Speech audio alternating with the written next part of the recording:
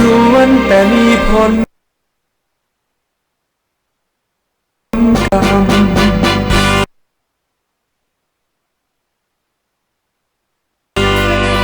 ใจอำนาจใจ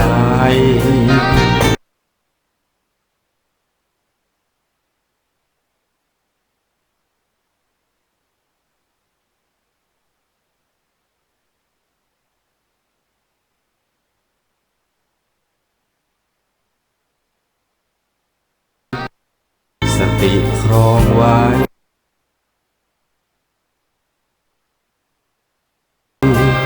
อย่าผิดพลาดเธอไปพระองค์เข้าใจชี้ในสิ่งกระทำ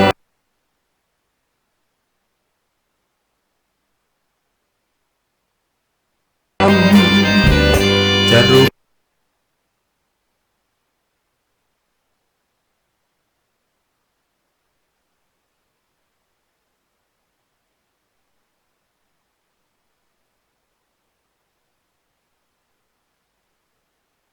ตรวจบรรทุกใส่มาแล้วนาเวรกรรม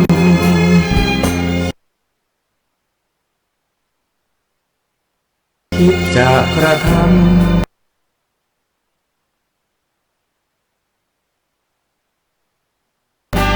ย้ำให้พึงสังวร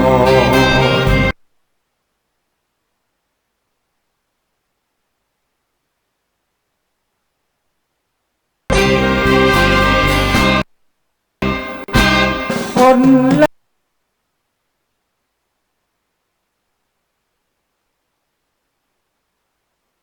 ะสัตว์ทั้งหลายที่เป็นไปต่างๆนานาชีวิต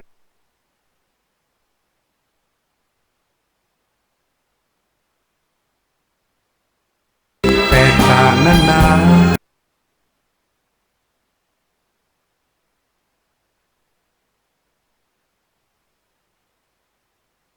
กรรมชักพาพบเย็นพบร้อนคนไม่เข้าใจกันมัวกระทำเรื่องบาปหลายตอนเกิดใหม่พบหน้าแน่นอนนรกร้อ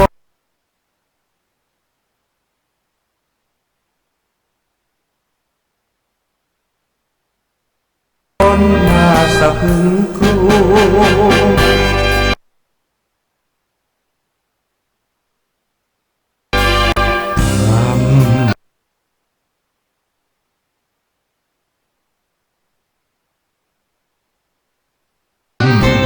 อำนาจ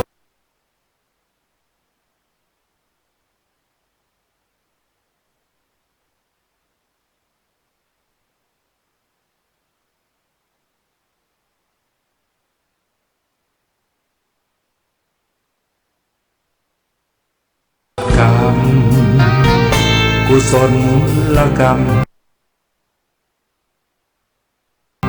หรืออกุศลกรรม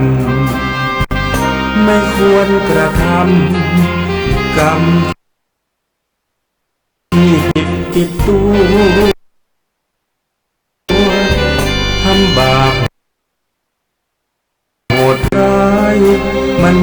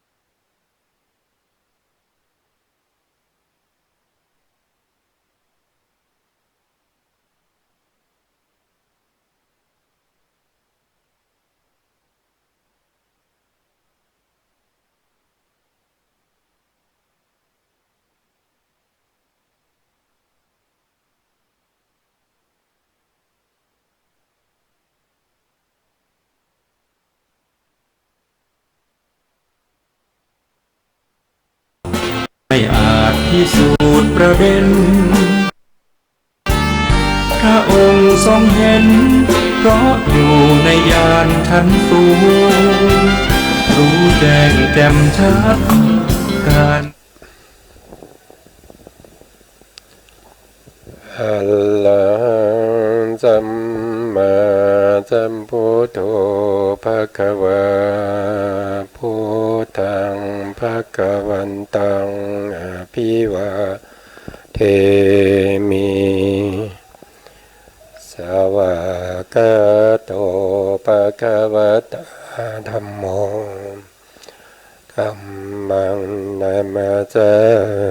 มิสุปฏิปันโนภะคะวะโตสาวกสังโฆสังฆังนามามินะโมตัสสะภะคะวะโตอะระหะโตสัมมาสัมพุทธัสสะนะโมตัสสะภะคะวะโตอะระหะโตสัมมาสัมพุทธัสสะนะโมตัสสะภะคะวะโตอะระหะโตสัมมาสัมพุทธัสสะสัมมาสัมพุทธะมัตโตลังสัสสะธัมมะคโนตมังอาภิวาทิยาปัสสิสังอาภิธรรมตาสังฆังตัทธาวุตตาภิธรรมตาจโตทาปรมัตตโตจิตตังเจตสิกังรูปังนิพพานามิติสัพพทาขอกราบนมัสการพระมหาเถระพระสังฆาธิการพระเถรานุเถระและขอสวัสดีท่านผู้ฟังและผู้ชมทุกท่านที่ติดตามในรายการพระไตรปิฎกลอยฟ้าในเนื้อหาของพระอภิธรรมนะครับครั้งนี้ก็เป็นครั้งที่70นะครับครั้งที่70ในเรื่องของนิพพานปรมัตถ์นะครับส่วนวันนี้ต้องขออภัยท่านผู้ฟังและผู้ชมนะครับเพราะว่ามีปัญหาในเรื่องของอินเทอร์เน็ตนิดหน่อยนะครับก็เลยทำให้เสียเวลานะครับก็ไม่เป็นไรครับเราก็จะเข้าสู่เนื้อหานะครับคือช่วงแรกนี้ก็ขอเวลาในการที่จะทุกครั้งที่ต่อไปนี้ถ้าทุกครั้งที่เรามีปัญหานะครับเราจะตอบปัญหาของครั้งที่แล้วนะครับหรือว่าบางครั้งที่แล้วบางครั้งเนี่ยเราอาจจะพูดพลาดไปผิดไปยังไงเนี่ยเราก็ขอแก้ในช่วงนี้นะช่วงแรกนะครั้งที่แล้วนี่ผมก็ได้พูดถึงในเรื่องของ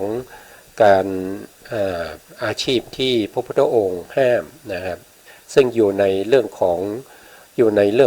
ศีลอยู่ในเรื่องของศีลแล้วก็จะอยู่ในเรื่องของวิรติ3นะครับวิรติ3เราไปดูภาพก่อนนะครับเดี๋ยวไปดูภาพก่อนนะครับวิรติก็จะอยู่ตรงนี้นะครับที่พูดถึงเมื่อวานนะวิรติ3ดวงนี้คือวิรติเป็นองค์มรรคเขาเป็นองค์มรรคแล้วก็เขาจะเกิดพร้อมกันในมรรคจิตถ้าเป็นจิตประเภทที่เป็นโลกียจิตเนี่ยนะครับเขาจะไม่เกิดพร้อมกันนะเขาจะไม่เกิดพร้อมกันแล้วก็เขาจะเกิดในกรณีที่จะต้องมีมิตรภวัตถุซึ่งเป็นวัตถุที่ควรเว้นอยู่เฉพาะหน้านะครับเราประสบกับอารมณ์ที่ทุกครั้งเนี่ยเราก็จะทำเสมออย่างเช่นเราก็ยกตัวอย่างนะครับเราก็ตบยุงเป็นประจำอย่างเงี้ยพอดีวันนี้เราอาราธนาศีลก็คือรับศีลมาจากพระนะครับเราเห็นยุงมากัดเรานะครับ ก็นึกถึงได้ว่าวันนี้เรารักษาศีลนะครับเราก็ไม่ตกมันนะครับก็เพียงแต่ปัดมันหรือว่าไล่ให้มันไปนะครับอันนี้ก็เป็นเขาเรียกว่าเป็นมิตรภาพวัตถุก็คือยุงที่เราฆ่าประจำนั้นแต่วันนี้เราไม่ฆ่าศีลนั้นก็จะเกิดขึ้นนะครับแล้วก็ที่พูดถึงอาชีพที่พระพุทธองค์ห้ามในเรื่องของฆราวาสนะครับมีอยู่5อย่างด้วยกันนะครับก็5อย่างนี้ก็คือชาวพุทธทั้งหลายเนี่ยไม่ควรจะประกอบอาชีพนี้นะครับครั้งที่แล้วผมพูดก็ได้มา4ข้อนะครับคือมันสับสนกันนะครับข้อที่1ก็คือเรื่องของการค้าอาวุธทุกชนิดนะครับที่สามารถใช้ในการที่จะเอาไปประหารนะครับหรือว่าเอาไปทำร้ายผู้อื่นได้นะครับหรือว่าเอาไปทำร้ายสัตว์ต่างๆนะครับให้ถึงชีวิตได้นะครับไม่ว่าจะเป็นมีดนะไม่ว่าจะเป็นปืนเป็นหน้าไม้อะไรพวกนี้นะครับไม่ควรจะเป็นผู้ค้าอาวุธประเภทนี้นะครับเครื่องไม้เครื่องมือประเภทนี้ไม่ควรนะข้อที่2ก็คือเรื่องของการค้ายาพิษนะยาพิษก็ทุกชนิดนะครับไม่ว่าจะเป็นยาฆ่าหญ้าไม่ว่าจะเป็นยาฆ่าแมลงนะครับที่เราใช้กันอยู่ในการที่เป็นเอาไปปราบในเรื่องของศัตรูพืชนะครับอันนั้นเราจะค้าอย่างนั้นไม่ได้นะครับถ้าเรานับถือพระพุทธเจ้านะครับเรานับถือพระพุทธเจ้าเรามีพระพุทธเจ้าเป็นศาสดานะครับเพราะฉะนั้นเราก็ไม่ควรทำนะครับไม่ควรทำในการค้ายาพิษทั้งหลายเหล่านั้นนะข้อที่3ก็คือเรื่องของการค้ามนุษย์นะครับค้ามนุษย์ก็คือมีหลายประเภทนะครับอย่างเช่นค้าแรงงานนะครับแรงงานของเด็กอย่างเงี้ยนะครับหรือว่าค้าประเวณีนะส่งผู้หญิงนะครับไปค้าประเวณีที่ต่างประเทศอะไรพวกนี้ก็ไม่ควรทำนะเรื่องของการค้ามนุษย์นะไม่ควรทำนะครับเป็นข้อห้ามข้อที่3นะครับส่วนข้อที่4ก็คือการค้ายาประเภทยาเสพติดทั้งหลายนะครับเช่นยานะครับยาบ้าอะไรพวกนี้นะครับไม่ควรทำอะไรที่เป็นยาเสพติดเนี่ยเราไม่ควรทำนะครับถึงแม้ว่าเราอาจจะได้เงินมากนะครับแต่มันมีผลกับผู้อื่นนะครับทำให้ผู้อื่นเนี่ยที่เสพไปแล้วเนี่ยเกิดความผิดปกตินะครับชีวิตเขาจะเปลี่ยนไปนะแล้วก็ทำให้ครอบครัวเขาได้รับความลำบากนะครับเพราะฉะนั้นก็ไม่ควรนะครับไม่ควรค้ายาเสพติดประเภทนี้นะครับส่วนข้อที่5ก็คือการเลี้ยงสัตว์เอาไว้ให้คนอื่นฆ่านะครับอย่างเช่นเราเลี้ยงไก่นะครับเอาส่งไป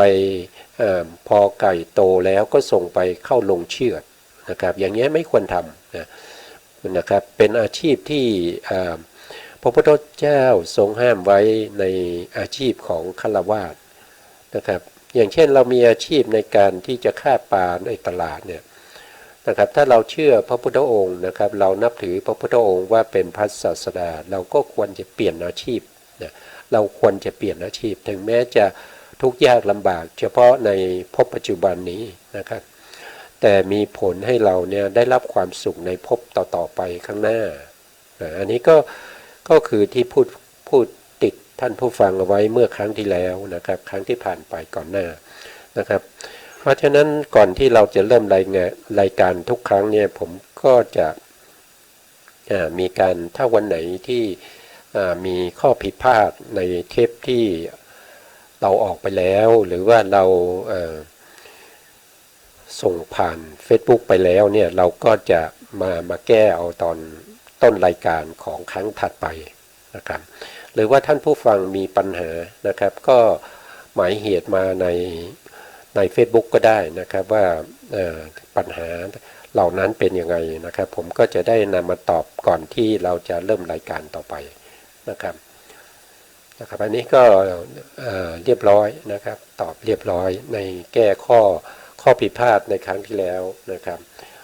ต่อไปเราก็จะพูดถึงในเนื้อหาต่อจากครั้งที่แล้วนะครับครั้งที่แล้วผมพูดถึงในเรื่องของขันธสูตรนะครับก็คือเรื่องของการว่าด้วยอริยสัจนะครับพระพุทธองค์ทรงแสดงในเรื่องของขันธ์นะครับก็จะมีรูปขันธ์ใช่ไหมครับก็จะมีรูปขันธ์ว่ารูปขันธ์เป็นไฉนนะรูปขันธ์ก็คือก็คือได้แก่รูป28นะครับแล้วก็ว่าโดยอริยสัจเนี่ยรูปขันธ์ก็คือได้แก่ทุกขสัจนะครับเพราะฉะนั้นพระองค์ก็มาเกี่ยวข้องกับเรื่องของทุกข์นะครับเรื่องของทุกขอริยสัจนะครับก็จะมีทุกขอริยสัจใช่ไหมครับอันนี้ก็เป็นอะไรเป็นตัวทุกข์นะครับตัวทุกข์ที่มีอะไรบ้างก็อย่างที่ผมพูดไปเมื่อครั้งก่อนนะครับถ้าเราพูดถึงในตัวเราเนี่ยที่เป็นรูปนะครับที่เป็นทุกข์เนี่ยก็มีตั้งแต่ผมนะมีตั้งแต่ขนมีตั้งแต่เล็บหนังนะครับอาการ32นะถ้าอยู่ในสติปัฏฐานก็จะเรียกว่าเป็นปฏิกูลปภะนะครับก็คืออาการ32นั่นเองนะเราก็จะเห็นว่าอย่างเช่นผมเนี่ยผมก็เป็นทุกข์นะครับผมก็เป็นทุกข์มีผมก็เป็นทุกข์นั่นเองนะครับแล้วก็เหตุให้เกิดทุกข์นะครับก็คือเหตุให้เกิดผมนะครับเหตุให้เกิดผมก็เรียกว่าเป็นสมุทัยอริยสัจนะครับในส่วนที่เป็นเรื่องของการดับทุกข์นะครับการดับทุกข์เนี่ยเราไม่ได้มุ่งหมายไปดับผมนะครับแต่เรามุ่งหมายการดับฉันทราคะที่อยู่ในผมนั้นนะครับก็คือไปดับตัวไหนก็คือไปดับตัวที่มีความยินดีชอบใจพอใจติดใจเพลิดเพลินอยู่ในผมนั้นผมสวยอย่างเงี้ยนะครับเราก็ไปดับเอาตัวที่เกี่ยวกับฉันทราคะตัวนั้นนะที่ทำให้เรายินดีติดใจในเรื่องผมนะครับอันนี้ก็เป็นทุกขานิโรธาอริยสัจนะครับแล้วก็จะมีทุกขานิโรธาคามินีปฏิปทาอริยสัจอันนี้ก็คือข้อปฏิบัติให้ถึงความดับทุกข์นั่นเองนะครับอันนี้ก็ได้แก่ตัวอริยมรรคนะครับที่เราพูดไปเมื่อครั้งที่แล้วนะครับสรุปก็จะเป็นลักษณะนี้นะครับพูดถึงเรื่องของอริยสัจสี่นะครับอริยสัจสี่อันนี้จบไปแล้วเราพูดจบไปแล้วนะครับอันนี้ก็ขันธสูตรเนี่ยก็จบไปแล้วนะอันนี้ก็มาขึ้นในเรื่องของพระสูตรที่ชื่อว่าอนัตตลักขณสูตรอนัตตลักขณสูตรมาจากอะไรมาจากพระวินัยปิฎกนะมหาวรรคเล่มที่4ภาคที่1จะอยู่ประมาณหน้า52นะครับคือชุดที่เป็น91เล่มนะครับก็อยู่ในพระวินัยพระวินัยปิฎกมหาวรรคเล่มที่4ภาคที่1นะในเนื้อหาตรงนี้เนี่ยพระพุทธองค์ก็จะพูดถึงในเรื่องของขันธ์ห้านะครับพูดถึงในเรื่องของขันธ์ห้านะเรามาดูตรงที่เนื้อหานะครับครั้งที่พระพุทธองค์ทรงแสดงอนัตตลักขณสูตรนี้ก็อยู่แถวป่าอิสิปตนะนะครับใกล้ๆกับเมืองพาราณสีพระพุทธเจ้าก็ทรงเรียกภิกษุปัญจวัคคีย์มาแล้วก็ตรัสว่ารูปเป็นอนัตตานะครับรูปเป็นอนัตตานะครับรูปนี้เป็นอนัตตารูปไม่ใช่อัตตานะถ้าไม่ใช่อัตตารูปนี้ถ้ารูปนี้ไม่พึงเป็นไปเพื่ออาพาธถ้าเป็นอัตตานะครับถ้าเป็นอัตตาเนี่ยเป็นตัวเป็นตนของเรานะรูปนั้นก็ไม่ควรจะเป็นไปเพื่ออาพาธคืออะไรอาพาธก็คือความทรุดโทรมความเสียหายความแก่ความชราความเจ็บความไข้ความปวดทั้งหลายพวกนี้นะครับถ้ารูปนี้มันเป็นของเราสามารถที่จะบังคับมันได้นะครับว่ารูปจงเป็นอย่างนี้นะครับจงเป็นอย่างนี้เถิดอย่าได้เป็นอย่างนั้นเลยนะครับมันเป็นของเราสามารถบังคับได้แต่นี่มันไม่ใช่นะนี่มันไม่ใช่เราไม่สามารถบังคับได้ นะอย่างเช่นเราพูดถึงเกษานะครับเกษาเนี่ยเราไม่ให้มันงอกได้ไหมไม่ได้นะพอมีอายุปัจจุบันนี้เห็นหนุ่มๆนะครับอายุประมาณ40เนี่ยผมก็เริ่มงอกแล้วนะเริ่มงอกแล้วนะถ้าเป็นเมื่อก่อนนะครับผมก็จะงอกก็ประมาณ6-70นะครับ6-70-80นะครับเดี๋ยวนี้40กว่าผมก็ขาวแล้วนะครับนะเราไม่สามารถบังคับมันได้นะครับเพราะฉะนั้นมันก็เป็นอนัตตานั่นเองมันไม่ใช่อัตตานะครับมันไม่ใช่อัตตานะครับแล้วก็เราไม่สามารถที่จะพึ่งในเรื่องของรูปนะครับรูปของเราจงเป็นอย่างนี้เถิดเนี่ยนะครับท่านได้แสดงนะเป็นอย่างนี้เถิดรูปของเราอย่าได้เป็นอย่างนั้นเลยดูก่อนภิกษุทั้งหลายก็เพราะรูปเป็นอนัตตาฉะนั้นรูปจึงเป็นไปเพื่ออาพาธนะครับและบุคคลย่อมไม่ได้ในรูปว่ารูปของเราจงเป็นอย่างนี้เถิดรูปของเราอย่าได้เป็นอย่างนั้นเลยนะครับอันนี้ก็พูดถึงรูปขันธ์รูปขันธ์เนี่ย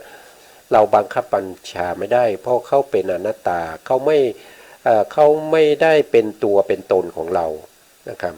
เสร็จแล้วพระพุทธองค์ก็พูดถึงเวทนาก็ข้อความเหมือนกันนะครับข้อความก็จะเหมือนกันเพียงแต่เปลี่ยนตัวเวทนานะครับเวทนานะครับเวทนาเป็นอนัตตานะครับดูก่อนภิกษุทั้งหลายถ้าเวทนานี้จะเป็นอัตตาแล้วไซนะครับมันก็จะออกมาอย่างนี้นะครับเวทนานี้ก็คงไม่เป็นไปเพื่ออาพาธนะและบุคคลพึงได้ในเวทนาว่าเวทนาของเราจงเป็นอย่างนี้เถิดเวทนาของเราอย่าได้เป็นอย่างนั้นเลยดูก่อนภิกษุทั้งหลายก็เพราะเวทนา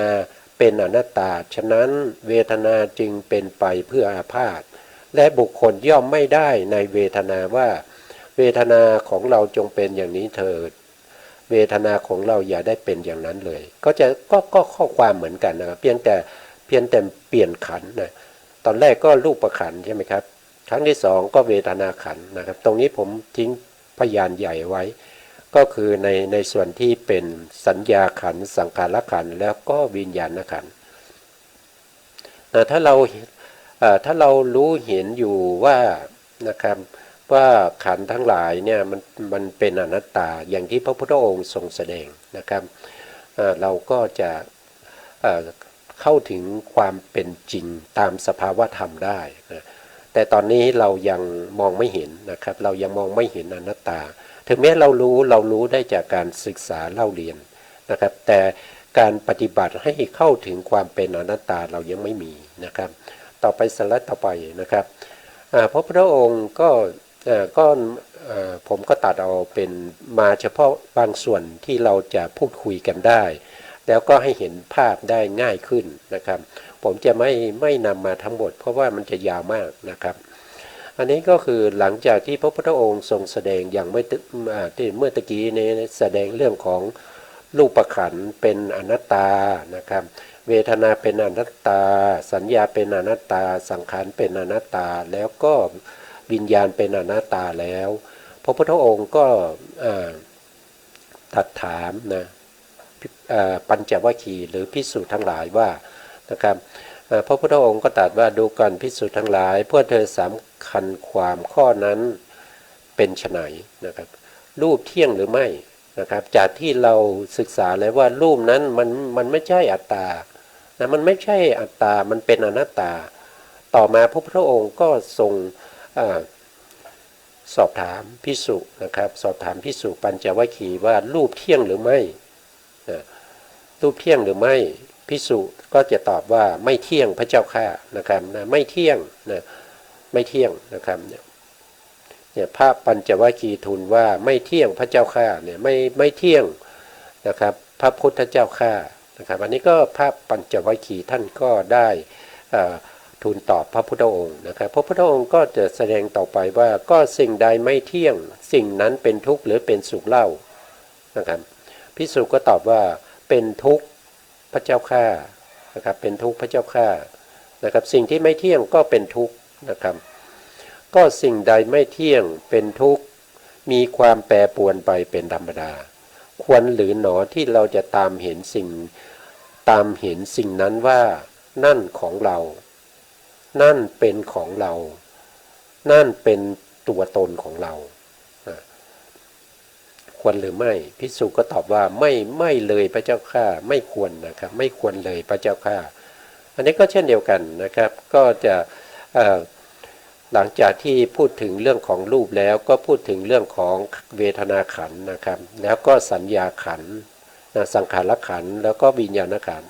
ก็จะออกมาในลักษณะเหมือนกันอย่างนี้นะครับก็จะเหมือนกันนะ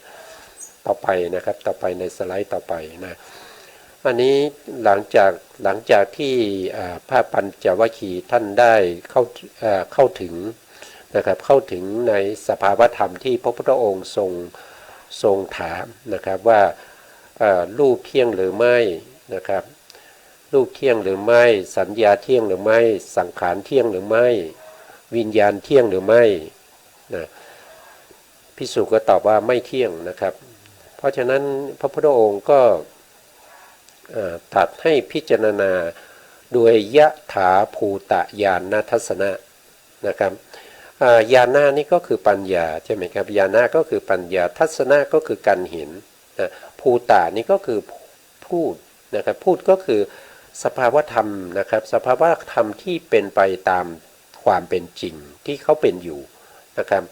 ก็คืออะไรก็คือความเป็นอนิจจังทุกขังอนัตตานั่นเองนะเป็นอย่างนั้นนะครับพระพุทธเจ้าก็ตรัสว่าดูก่อนภิกษุทั้งหลายเพราะเหตุนั้นแหละนะรูปอย่างใดอย่างหนึ่งนะครับที่เป็นอดีตนะเป็นอดีตก็มีนะครับเป็นอนาคตก็มีเป็นปัจจุบันก็มีนะอย่างเช่นรูปที่เป็นอดีตเนี่ยก็มีอดีตที่ไกลกับอดีตที่ใกล้นะอดีตที่ใกล้นี่ก็คือรูปที่ตั้งแต่เราคลอดออกมาตั้งแต่เรา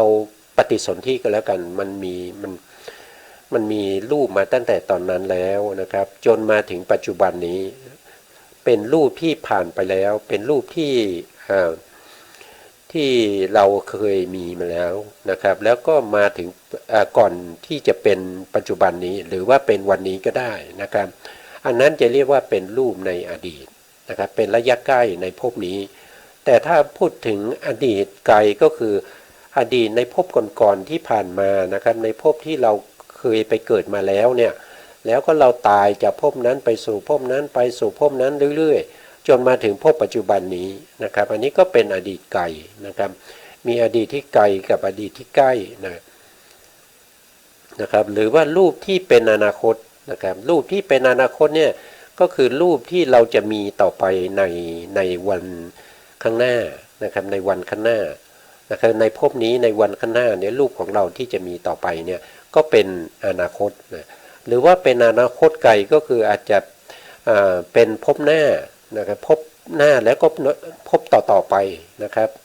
อันนี้ก็เป็นอนาคตแล้วก็ปัจจุบันก็พูดถึงปัจจุบันขณะหรือว่าจะพูดถึงปัจจุบันในภพนี้ก็ขึ้นอยู่ที่พวกเราจะใช้กันนะครับจะใช้กันบางท่านก็พูดถึงภพนี้ทั้งภพเนี่ยเป็นปัจจุบันนะบางท่านก็พูดถึงว่าปัจจุบันก็คือขณะนี้เท่านั้นเองนะครับ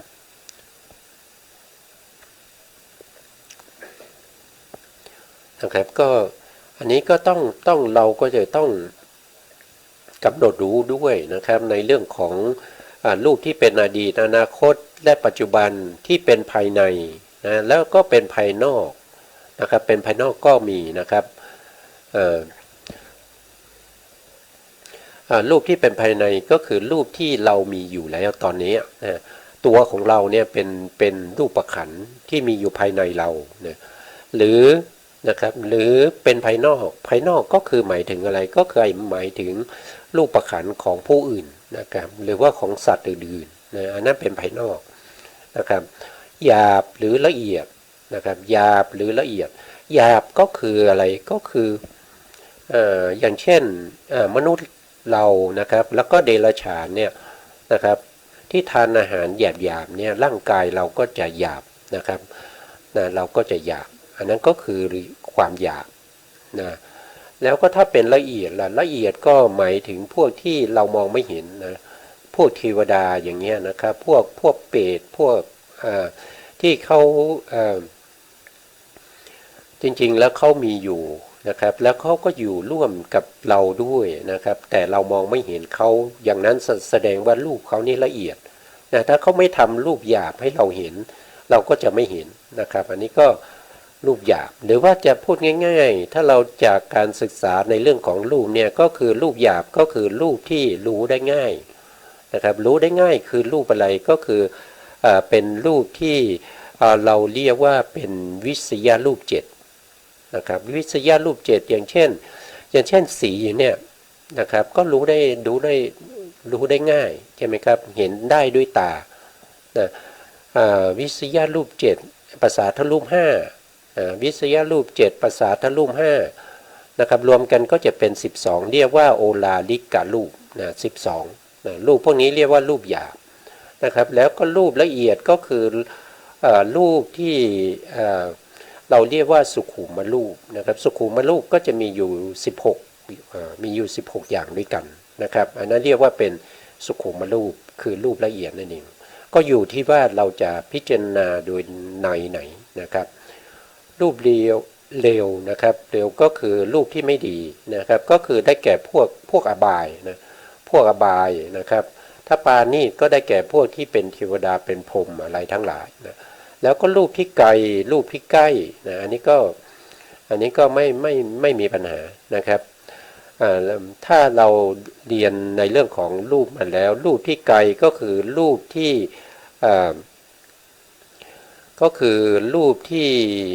เว้นจากภาษาทรูปห้านะครับภาษาทรูปห้าเนี่ยเขาเรียกว่ารูปที่ใกล้เหมือนกับผู้ที่อยู่ใกล้เราใช้บ่อยๆนะครับเรียกว่าคนภายในคนที่ใกล้ชิดกับเราเนี่ยเราใช้เขาบ่อยๆเนี่ยอันนั้นจะเรียกว่าเป็นคนใกล้ชิดนะครับแต่คนที่เราถึงแม้ว่าจะอยู่ในบริษัทเดียวกันนะครับอยู่ในแผนกเดียวกันแต่เราไม่ค่อยใช้เขาเลยนะคนนั้นนะเพราะว่าเราใช้แล้วก็ทำงานไม่ค่อยประสบความสำเร็จนะครับเพราะฉะนั้นคนเหล่านั้นเราเรียกว่าไกลนะครับเหมือนกับรูปนะรูปที่ไม่มีประโยชน์กับเราน้อยนะครับก็จะเรียกว่าเป็นรูปที่ไกลนะครับรูปที่ไกลได้แก่ภาษาทรูปห้านะครับนอกนั้นทั้งหมดนะครับทั้งหมดเท่าไหร่นะครับ23รูปเป็นรูปไก่นะครับเป็นรูปไก่นะครับทั้งหมดก็เป็นแต่สักว่ารูปนะครับเนี่ยเห็นไหมรูปประขันก็สักแต่ว่าเป็นรูปเท่านั้นเองนะครับเธอทั้งหลายนะครับไม่พึงเห็นรูปนั้นนะครับไม่พึงเห็นไม่มีนะครับเธอทั้งหลายพึงเห็นรูปนั้นด้วยปัญญาอันชอบตามความเป็นจริงอย่างนี้ว่านั่นไม่ใช่ของเรานั่นไม่ใช่นั่นไม่เป็นเรานั่นไม่ใช่คนของเรานะครับก็แต่พระพุทธองค์ก็ให้เราพิจารณาอย่างนี้นะครับอันนี้พระพุทธองค์แสดงแก่พระปัญจวัคคีย์นะครับในส่วนที่เป็นเวทนาขันธ์สัญญาขันธ์สังขารขันธ์นะครับแล้วก็วิญญาณขันธ์ก็จะมีข้อความเหมือนกันอย่างนี้นะครับมีข้อความเหมือนกันอย่างนี้นะครับผมก็ไม่ก็ได้ตัดออกไปนะครับเพราะว่ามันจะเสียเวลาเยอะนะครับต่อไปนะครับก็จะเมื่อพระพุทธองค์แสดงตรงนั้นว่ารูปเวทนาสัญญาสังขารวิญญาณไม่ใช่ของเราไม่เป็นเราไม่ใช่อัตตาของเราแล้วนะครับพระพุทธองค์ก็แสดงต่อไปนะครับว่าอริยสาวกนะครับหรือว่าพวกเรานะครับได้ฟังแล้วนะได้ฟังแล้วอริยสาวกได้ฟังแล้วเพราะว่าปัญจวัคคีย์เนี่ยเขาเป็นโสดาบันนะครับเขาเป็นโสดาบันแล้วแต่พวกเรานี้ยังก็ไม่รู้นะครับส่วนตัวผมเนี่ยเป็นปุถุชนนะปุถุชน 100% นะครับผู้ที่ฟังบางท่านก็ไม่รู้จะเป็นโสดาบันหรือเปล่าเขาจะรู้เองนะครับเขาจะรู้ตัวเองนะครับเป็นไม่เป็นเนี่ยเจ้าตัวจะรู้นะครับตามที่เรา ศึกษาในเรื่องของการบรรลุนะครับการบรรลุธรรมเนี่ยการได้เห็นดวงตาเห็นธรรมเนี่ยปัสสัจจทุลีเนี่ยเขามีการพิจารณาในปัจเจเวคขณะวิถีถึง5ขั้นตอนด้วยกันนะครับโดยธรรมชาติของวิถีจิตจะเป็นอย่างนั้นเขาจะรู้เองนะครับนี่ก็คืออริยสาวกได้ฟังแล้วพระพุทธองค์ก็บอกว่าอริยสาวกได้ฟังแล้วเห็นอยู่อย่างนี้ย่อมเบื่อหน่ายนะครับเบื่อหน่ายในอะไรเบื่อหน่ายในรูปเบื่อหน่ายในเวทนาเบื่อหน่ายในสัญญาเบื่อหน่ายในสังขารนะครับเบื่อหน่ายในวิญญาณเมื่อเบื่อหน่ายแล้วย่อมสิ้นกำหนัดนะครับพอสิ้นกำหนัดจิตก็หลุดพ้นจิตก็พ้นก็คือหลุดพ้นนั่นเองเมื่อจิตพ้นแล้วก็รู้ว่าพ้นแล้วอริยสาวกนั้นทราบชัดนะทราบชัดนะครับไม่ใช่ว่าได้ยินได้ฟังมานะครับอันนี้คือประสบด้วยตัวเองนะครับชาติสิ้นแล้วนะครับเขาได้เป็นพระอรหันต์แล้วเขาก็รู้ว่าชาติสิ้นแล้วพรหมจรรย์อยู่จบแล้วกิจที่ควรทำได้ทำเสร็จแล้วกิจที่ควรทำคืออะไรก็คือการเจริญวิปัสสนาให้ได้เป็นพระอรหันต์นั่นเองนะครับให้ได้เป็นพระอรหันต์นั่นเองนะครับก็ให้ได้เป็นพระอรหันต์นะเมื่อเราปฏิบัติมาจนได้เป็นพระอรหันต์ตามที่พระสูตรนี้ท่านได้แสดงไว้นะครับก็รู้เองว่าชาติสิ้นแล้วพรหมจรรย์อยู่จบแล้วพรหมจรรย์อยู่จบแล้วกิจที่ควรทำเสร็จแล้ว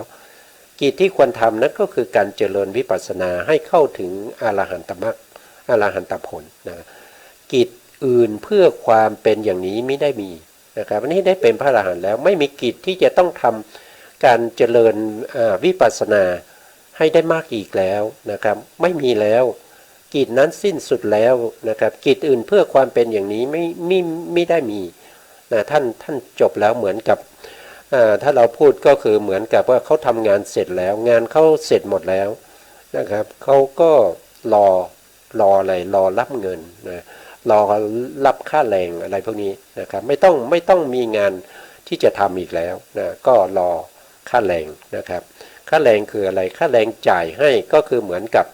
รับค่าแรงนี้ก็เหมือนกับปรินิพพานนั่นเองนะครับเปรียบเทียบไปก็จะเป็นลักษณะอย่างนั้นนะครับในวันนี้ก็คือรายละเอียดของพระสูตรนะครับเราก็จะเห็นได้ว่าเราจะทำยังไงให้เกิดความเบื่อหน่ายนะเกิดความเบื่อหน่ายในอะไรในรูปขันธ์นะในรูปขันธ์นะครับเกิดความเบื่อหน่ายในเวทนาขันธ์เกิดความเบื่อหน่ายในสัญญาขันธ์เกิดความเบื่อหน่ายในวิญญาณขันธ์นั่นก็คือการที่เราจะต้องปฏิบัติให้เห็นสภาวะของนามรูปที่มันเป็นไปตามสภาวะตามความเป็นจริงที่มันเป็นอยู่ทุกวันแต่เรามองไม่เห็นใช่ไหมครับเราต้องพยายามให้เข้าไปเห็นนะเพราะว่ามันอยู่กับตัวเรานี้แหละนะครับมันอยู่กับตัวเรานี้นะมันไม่ได้มันไม่ใช่เป็นสภาวะธรรมที่ไกลจากตัวเรานะครับไม่ว่าจะเป็นรูปก็อยู่ในตัวเรานะรูปประขันทั้งหลายก็อยู่ในตัวเรานะครับแขนขานะครับพวกนี้ก็เป็นรูปประขันผมขนเล็บฟันหนังนะครับเนื้อเอ็นกระดูกเยื่อในกระดูกพวกนี้มันก็เป็นรูปประขันนะมันอยู่ในตัวเรานะครับเราก็จะต้องตามเห็นนะอย่างเช่นคนที่ชอบนะเขาก็จะเห็นว่าผมสวยใช่ไหมครับผมสวยนะผมสวยขนเคี้ยวงามอย่างเงี้ยตางามอย่างเงี้ยนะครับผิวหนังงามนะผิวหนังเนียนนะครับผิวหนังละเอียดนะครับผิวสวยนะครับก็จะมีความรู้สึกอย่างนั้นนะครับเราจะทำยังไงให้เห็นสิ่งพวกนี้เป็นอสุภะนะครับไม่ใช่สุภาพมันเป็นอสุภะนะเราจะทำยังไงนะครับเราก็ต้องเจริญในเรื่องของปฏิกูลปัปพะนะครับเจริญในเรื่องของอิริยาบถนะเจริญในเรื่องของอิริยาบถแล้วก็เจริญอิริยาบถเล็กน้อยๆนะครับพวกนี้ จะเป็นเหตุเป็นปัจจัยให้เราเข้าถึงความเบื่อหน่ายในเรื่องของขันธ์ห้าทั้งหลายนะครับเมื่อเราเบื่อหน่ายในเรื่องของขันธ์ห้าทั้งหลายเนี่ยจิตย่อมคลายกำหนัดนะครับเมื่อจิตเนี่ยคลายกำหนัดเนี่ยจิตนั้นก็จะหลุดพ้นจากอะไรหลุดพ้นจากความเป็นความหลุดพ้นจากความที่เขาเรียกว่าเป็นความยินดีพอใจนะครับเป็นในส่วนที่เราเรียกว่าเป็นอัศสาทะนะอัศสาทะก็คือความยินดีพอใจเพลิดเพลินในรูปนะในรูปอย่างเช่นเราเห็นผิวของผู้หญิงเนี่ยนะครับเราก็ชอบใจใช่ไหมเห็นผิวของผู้หญิงสาวๆเนี่ยเราก็ชอบใจเราก็เห็นว่างามติดใจเกิดอะไรเกิดกามราคะนะครับเกิดความยินดีเกิดอัศสาทะขึ้นมาแต่ถ้าเราพิจารณาให้ดีๆนะครับถ้าชอบหนังนะครับถ้ามีในพระสูตรนะมีในพระสูตรมีมานพผู้หนึ่งนะครับก็ชอบใจภิกษุณีรูปหนึ่งภิกษุณีรูปนั้นเขาเป็นพระอรหันต์แล้วนะแล้วเขาก็ไปตามจีบภิกษุณีทุกวันนะครับอยู่มาวันหนึ่งภิกษุณีก็ถามว่าทำไมเธอถึงมาเฝ้ามาคอยดู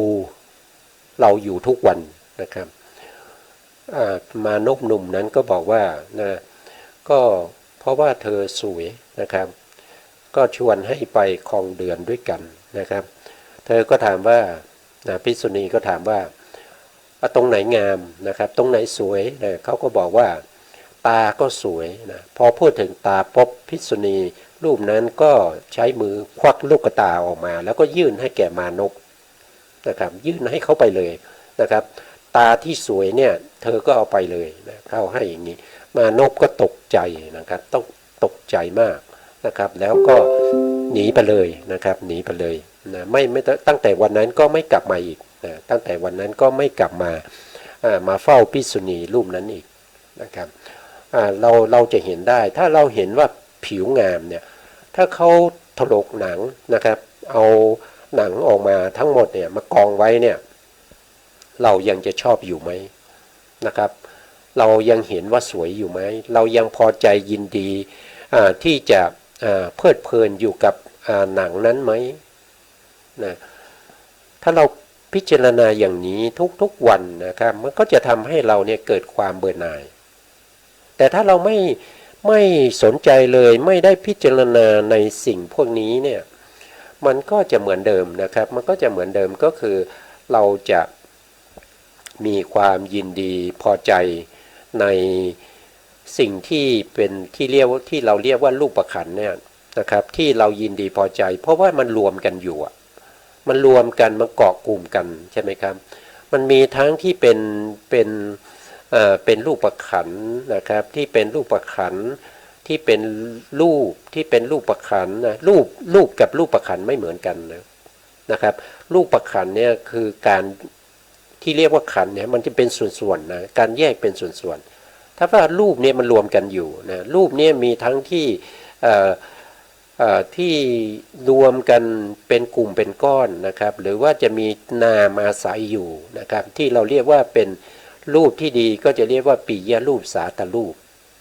ถ้าทั้งรูปที่ไม่ดีก็เรียกว่าอาปิยรูปอาสาตรูปแต่ส่วนใหญ่แล้วไม่มีใครที่จะเห็นปิยรูปอาสาตรูปนะครับทุกคนก็จะเห็นแต่ปิยรูปสาตรูปเมื่อเห็นอยู่อย่างนี้มันก็จะไม่มีความเบื่อหน่ายนะครับเวลาเราไปเดินจงกรมไปนั่งสมาธิเนี่ยจิตเราเนี่ยยังเห็นว่ามันสวยอยู่นะครับยังเห็นว่ามันสวยอยู่ยังเห็นว่าขาของเรานี่ยังงามอยู่นะครับเวลาเดินก็ไม่ได้ไปดูถึงอาการลักษณะของการเดินนะครับของการเดินก็คือการยกส้นก็รู้ว่ากำลังยกหนอส้นก็กำลังขึ้นนะครับตามสภาวะของ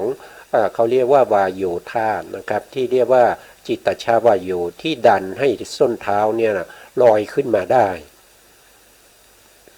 เราก็ไม่รู้นะครับเราก็ยังเห็นมันงามอยู่เห็นมันเป็นกลุ่มเห็นมันยังเป็นเท้าของเราอยู่อย่างนี้เนี่ยมันมันจะไม่เกิดความเบื่อหน่ายมันไม่สามารถเบื่อหน่ายได้เลยนะครับการที่เราจะเบื่อหน่ายมันไม่ใช่ของง่ายนะครับเพราะว่าเราติดในเรื่องของสิ่งพวกนี้มาตั้งแต่อนันตชาตินะครับอนันตชาติในภพไหนก็ไม่รู้นะครับไม่รู้เบื้องต้นแล้วก็ไม่รู้ที่สุดที่เราเป็นอยู่อย่างนี้มานานแล้วนะถ้าเราไม่เริ่มตอนนี้เราไม่ทำให้จิตไม่ฝึกให้จิตเนี่ยเห็นสภาวะที่เป็นรูปเนี่ยมันเป็นอสุภะนะครับจิตเราจะไม่มีการเบื่อหน่ายนะจิตเมื่อไม่มีการเบื่อหน่ายจิตมันจะไปคลายกำหนัดได้ยังไงจิตมันจะไปสิ้นราคาได้ยังไงจิตมันจะไปหลุดพ้นได้อย่างไรนะครับมันก็หลุดพ้นไม่ได้นะครับมันก็หลุดพ้นไม่ได้มันก็ยังคงวนเวียนว่ายตายเกิดอยู่ในวัฏฏะสงสารนะครับในวัฏฏะสงสารนี้นะครับจากภพที่เป็นมนุษย์นะครับอาจจะไปเป็นเดรัจฉานเนี่ยอย่างเช่นเรายินดีติดใจในผมใช่ไหมในขนในเล็บในหนังอย่างเงี้ยนะครับเราก็สร้างอะไรสร้างสิ่งที่เป็นผมเป็นขนเนี่ยในสัตว์เดรัจฉานรอเราอยู่แล้วนะครับจากความเป็นมนุษย์นะครับเมื่อมีอารมณ์เห็นผมที่สวยงามติดใจในผมที่สวยงามตายแล้วไปเกิดที่ไหนตายแล้วก็ไปเกิดเป็นเหานั่นเองนะครับเหาที่อยู่บนหัวนะครับไปเป็นเหานะครับหรือว่าไปอยู่กับสุนัขที่เราเรียกว่าเป็นหมัดเป็นเห็บนะครับที่อยู่ในตัวสุนัขนะครับหรือว่าจะไปเป็นสุนัขก็ไม่แน่นะครับถ้าเรามีอารมณ์นะครับอารมณ์ที่เป็นเห็นสุนัขเนี่ยในเวลาที่เราใกล้ตายเนี่ยเราก็ไปเป็นสุนัขแน่นอนนะครับเพราะฉะนั้นที่ผมพูดมาตั้งแต่ท่านพระครูปริยัติยานุศาสตร์เนี่ยนะครับท่านได้เมตตาให้ผมเนี่ยมาพูดเรื่องเกี่ยวกับพระอภิธรรมเนี่ยผมก็พูดมาตั้งแต่ต้นนะครับที่จะให้เห็นถึงความไม่สวยไม่งามเห็นถึงความเป็นอสุภะเนี่ยนะครับแล้วก็ผมก็พยายามทำตัวผมเองอยู่นะครับเพราะว่าแต่ผมยังไม่ถึงเพราะว่าอะไรเพราะว่าในอนันตชาติผมก็เป็นบุคคลที่เห็นสิ่งพวกนี้เป็นสิ่งที่สวยงามนะครับไม่ได้ฟังธรรมจากพระพุทธองค์นะครับไม่ได้ฟังธรรมจากพระอริยสาวกนะไม่ได้ฟังธรรมจากบุคคลที่เขามีความรู้ที่เขาถ่ายทอดในเรื่องของพระธรรมคำสั่งสอนมานะครับไม่ได้ทำมาเลยนะครับเพิ่งมาพยายามที่จะทำในภพนี้นะครับก็อย่างเช่นการศึกษาปริยัติธรรมอย่างเงี้ยเราก็เพิ่งจะมาศึกษาในภพนี้ใช่ไหมครับภพที่แล้วเนี่ยเราไม่รู้ว่าเราเกิดเป็นอะไรนะครับอาจจะเกิดในอบายก็ได้นะไม่มีโอกาสที่จะได้ฟังธรรมนะเกิดเป็นมนุษย์เราอาจจะไปเกิดในบริเวณที่ไม่มีพระพุทธศาสนาอาจจะอยู่แถวแอฟริกานะครับเราก็ไม่ได้ฟังธรรมนะครับเกิดเป็นเทวดาก็เพลิดเพลินอยู่กับความสุขนะครับความสุขของเทวดาไม่มีโอกาสได้มาฟังธรรมนะครับภพนี้เป็นภพที่โชคดีนะครับก็เลยมาได้ศึกษานะครับได้ศึกษาในพระธรรมคำสั่งสอนของพระสัมมาสัมพุทธเจ้านะครับแล้วก็ที่ศึกษามาทั้งหมดเนี่ยผมก็พยายามสังเกตแล้วก็พิสูจน์นะครับทุกข้อที่อยู่ในพระอภิธรรมเนี่ยไม่มีข้อไหนที่มันไม่เป็นไปตามที่พระพุทธองค์แสดงนะครับบางครั้งเราอาจจะสงสัยนะการสงสัยในสภาวธรรมทั้งหลายเนี่ยเราต้องใช้เวลาเราต้องให้เวลาเขานะครับวันนี้เราไม่รู้นะครับเราสงสัยถามคนนี้คนนั้นนะถามใครก็ตามก็ยังสงสัยอยู่นะครับไม่สามารถที่จะคลายให้เราคลายความสงสัยได้แต่ระยะเวลาที่ยาวนานที่เราศึกษาคุกคีอยู่ในพระธรรมคำสั่งสอนเนี่ยตอนหลังเนี่ยเราจะมาเกิดความรู้สึก เห็นสิ่งที่เราสงสัยนั้นได้ชัดเจนขึ้นทำให้เราไม่สงสัยอีกนะครับมันเป็นมาอย่างนี้นะครับมันเป็นมาอย่างนี้แต่ถ้าเราถ้าผมไปศึกษาพระอภิธรรมแล้วรู้สึกว่ามันยากนะมันไม่ค่อยจะตรงกับใจเราเลยนะครับผมก็จะทิ้งอภิธรรมนะถ้าผมทิ้งอภิธรรมแล้วเนี่ยผมก็จะไม่ได้ฟังธรรมผมก็จะต้องไปฟังธรรมของอะไรสมมติผมไม่ได้เรียนอภิธรรมเนี่ยผมก็ต้องไปฟังธรรมประยุกต์ฟังธรรมประยุกต์ที่บางท่านอาจจะเรียกว่าธรรม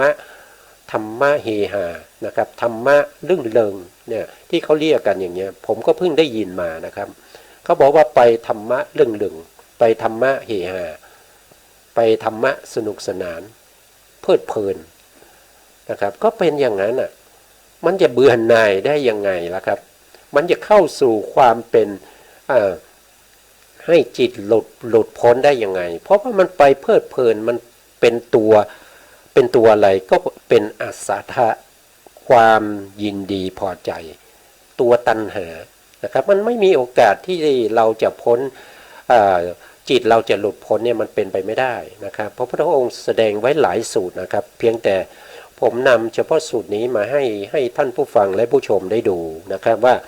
การที่เราเจริญอย่างนี้เนี่ยเจริญในเรื่องของรูปเห็นรูปเป็นอสุภะเนี่ย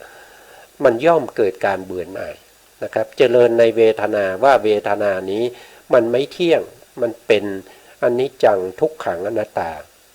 นะครับเราบังคับบัญชามันไม่ได้มันจะเกิดมันก็เกิดขึ้นมานะครับเวทนาเนี่ยเวลาเรามีเหตุมีปัจจัยให้มันเกิดอย่างเช่นเราเดินนานๆแล้วเรามานั่งเรารู้สึกว่านั่งใหม่ๆก็จะเป็นสุขนั่นก็คือเวทนาแต่เราไม่ได้สังเกตแต่เราจะไปสังเกตเอาอีกทีก็คือเวทนาที่เป็นความทุกข์แล้วนะครับไปสังเกตไปเห็นตรงนั้นว่าเราปวดขานะครับเราปวดขานะเราปวดตรงนี้นะตรงนั้นนะเนี่ยมันจะไปเห็นตรงนั้นแล้วนะครับซึ่งการเป็นอย่างนี้เนี่ยมันไม่มีโอกาสนะครับมันไม่มีโอกาสที่จะเบื่อหน่ายในเวทนาเบื่อหน่ายในสัญญาเบื่อหน่ายในสังขารเบื่อหน่ายในวิญญาณนะครับเมื่อไม่มีการเบื่อหน่ายก็ไม่มีการคลายกำหนัดนะเมื่อไม่มีการคลายกำหนัดจิตก็จะไม่หลุดพ้นจิตก็ยังเพลิดเพลินอยู่กับสิ่งพวกนี้อยู่เพราะฉะนั้นก็มีเวียนว่ายตายเกิดต่อไปนะครับนะตอนนี้ก็เวลาก็จะหมดแล้วนะครับเพราะฉะนั้นก็จะต้องมีคืนเวลาให้ทางสถานีนะครับเพราะเวลาเราทั้งหมดแล้วนะแล้วก็กลับมาพบกันใหม่ในโอกาสต่อไปนะครับคือผมก็พยายามที่จะนำพระสูตรมาสืบเนื่องต่อกับพระอภิธรรมเพื่อใ